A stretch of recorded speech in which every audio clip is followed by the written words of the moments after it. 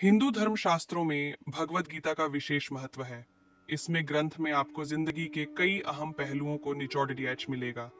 महाभारत के युद्ध में भगवान श्री कृष्ण अर्जुन के सारथी बने थे। उस दौरान उन्होंने अर्जुन के माध्यम से मनुष्य को जीवन जीने का सही तरीका बताया था। भगवत गीता में दिए गए उपदेश आपकी जिंदगी को पूरी तरह से बदल सकते हैं।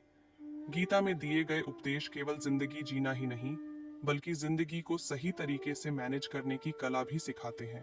भगवत गीता में कहा गया है कि मनुष्य को हमेशा अपने धर्म के अनुसार ही कर्म करना चाहिए। इसके जरिए भगवान कृष्ण मनुष्य को यह बताना चाहते हैं कि हर मनुष्य को धर्म के अनुसार ही कर्म करना चाहिए। यानी कोई विद्यार्थी है तो उसका धर्म केवल शिक्षा प्राप्त करना है। यदि कोई सैनिक है, उसका धर्म देश की रक्षा करना है। भगवत गीता में यह भी कहा गया है कि श्रेष्ठ मनुष्य को हमेशा मधुर व्यवहार करना चाहिए। इसका अर्थ है कि जो कि व्यक्ति किसी बड़े पद पर आसीन है, उसे अपने पद की गरिमा को ध्यान में रखते हुए मधुरता के साथ पेश आना चाहिए, क्योंकि आप सामान्य व्यक्ति के आदर्श हैं और आपको व्यवहार को वह अपनाने की कोशिश करते हैं।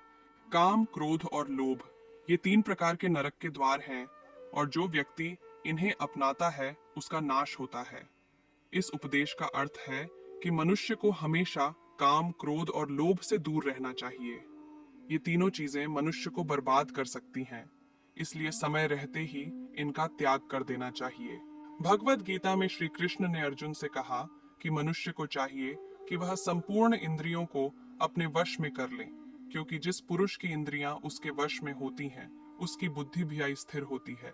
यहाँ इंद्रियों का तात्पर्य जीभ, त्वचा, आंख, नाक और कान से है, क्योंकि इन सभी इंद्रियों के माध्यम से मनुष्य तमाम सांसारिक सुखों को भोगता है।